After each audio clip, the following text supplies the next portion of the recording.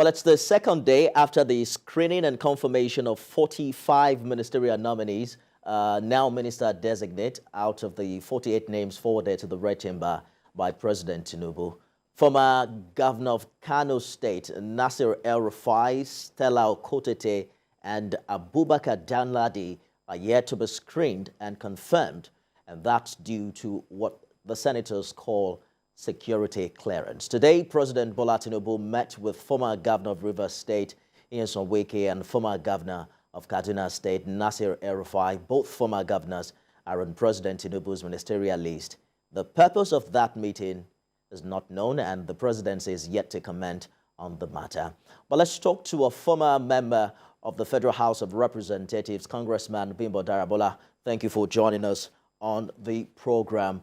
The confirmation of 3 out of the 48 ministerial nominees is pending. One of them, the former Kaduna State governor, was cited today at the presidential villa. We hear some petitions against him have delayed his clearance by security agencies.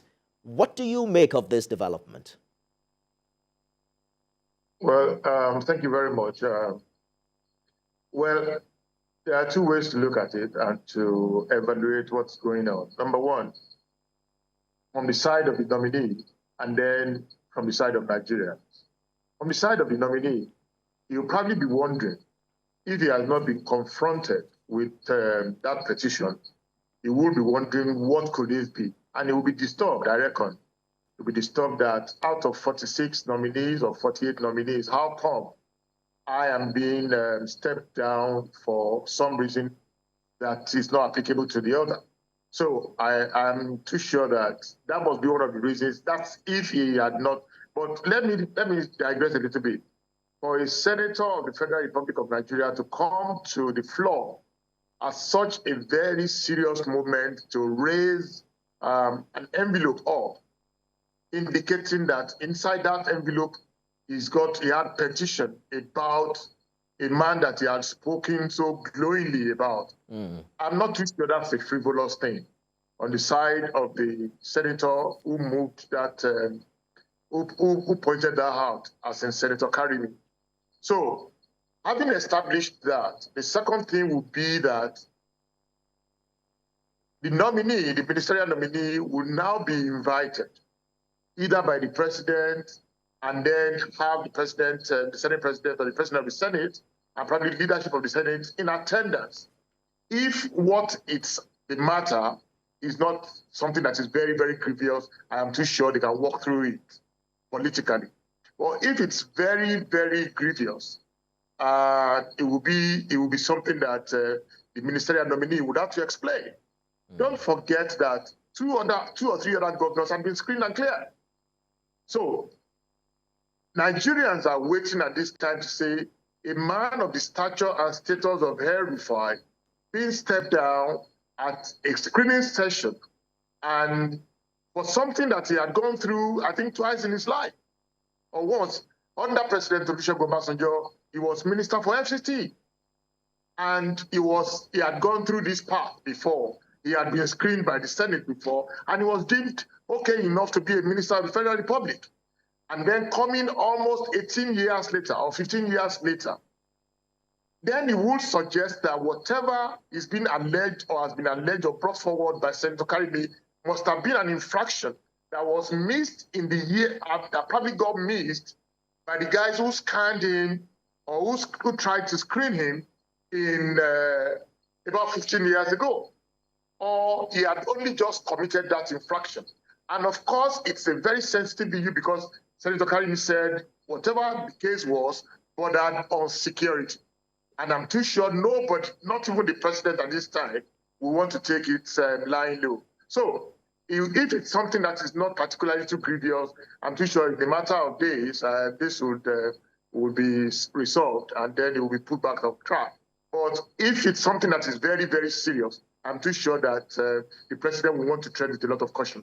Well, it seems we will have to wait till September when the Senate's reconvene to hear the end of this matter. But Nigerians are also expecting that for a government that has promised to hit the ground running, that the inauguration of these ministers designate will happen any moment from now. Let's talk about Another person who has become a constant visitor at the presidential villa, former Rivers State Governor, was there earlier today. The nominees list didn't come with their portfolios, but we expect to hear about that in the coming days. The former Rivers State Governor, he was a former Minister of State for Education, and people have come up with a number of ministries it will fit into, from works to petroleum resources or even the Niger Delta. What's your thought about this?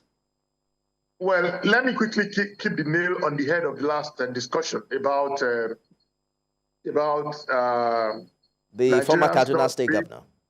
Yes, and then you made a remark that Nigerians are waiting and are in a hurry to get things moving. And I think the president is also in a hurry to get things moving.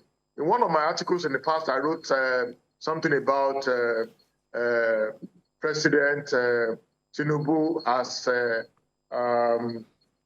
Hurricane. I called him Hurricane Tinubu and all of that. Now, for now, he's ready and good to go with 46 of them.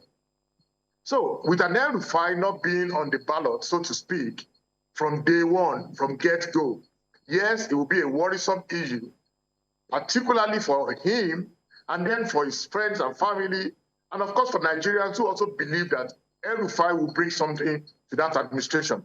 And beyond that, the president who insisted, I remember that I saw a video where the president said, Nasir promised me that you're not going to run away.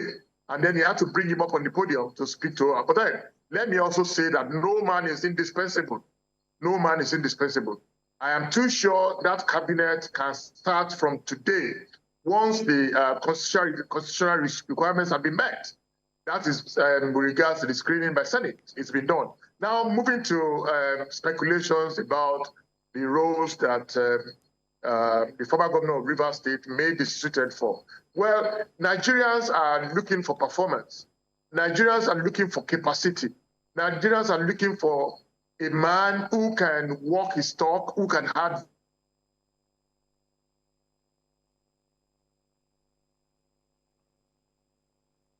Well, it seems we lost the congressman's audio. Perhaps you mistakenly muted yourself, Congressman. You might quickly want to check that, and as we continue this conversation. Exactly. Sorry? Yes, go ahead now. We can hear you. Now that the full complement of the executive seems to be in place now, I am too sure that the next thing will be that will we have a situation where round pegs will be in round holes? Nigerians do not have time for somebody who probably will be learning on the job. And I reckon that a number of people out of these ministerial nominees now confirmed will be learning on the job. Some of them are not coming with public service experience, but they will do well for themselves when they get to cabinet to know how to relate with the bureaucracy. Because yes, it is good to have the marching orders from the president, to have a direction as chosen by the president, but the guys who will interpret whatever the direction the president and his administration wants to go will be the bureaucracy. And so I reckon that right now is the period of tutelage for the ones that have been screened and cleared. I know that a number of advices would have been coming. I think it will serve them well to begin to relate with people to say, okay, if I go to this ministry, what's likely to be my first challenge? How do I scale it? Indeed. Indeed, Congressman.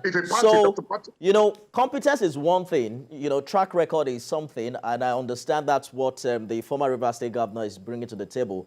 But are we also considering the political baggage is also coming with? He has vowed severally not to leave the PDP or to join the APC. But do you think he can yet survive this new role while remaining a member of the opposition party? Well, we have thrown in two-dimensional questions again. Number one, is Governor Wike qualified to be a minister? The answer is yes. He had been a minister before anyway, Minister of State. So, I mean, and then as governor, has he demonstrated capacity? Did he deliver on his promises to the people of Rivers State? The answer will be fairly yes. Now, the dimension that you have put forward for interrogation will be the mismatch that this will seem to be. How does he balance the expectations of Nigerians, particularly with regard to performance, I think he will score a very good point on that. Where he would have a bit of an issue would be the balancing of his political orientation or political divide, and how to resolve that with the inclination of the guys from the APC. However, I think the foremost thing at this point in time would be who gets the job done. Now, the secondary will be that how much of latitude will he have to be able to get the job done? He can rely on his experience as a former minister. No doubt that will serve him well. But having said at different times that, he cannot leave his party, and an allegory that he described it with was that he cannot leave headache for cancer. So if he had made such a profound description, allegorical statement, then it will have to be. Indeed, interesting days ahead. We have lost the audio again, Congressman, but that's our time. We must say a big thank you, Congressman Bimbo Daramola, former federal lawmaker at the House of Representatives. Thank you for sharing your thoughts with us on the program. That's our program today. You can watch a repeat broadcast at midnight and at 6 a.m. tomorrow. I am Nifemi Oguntoye.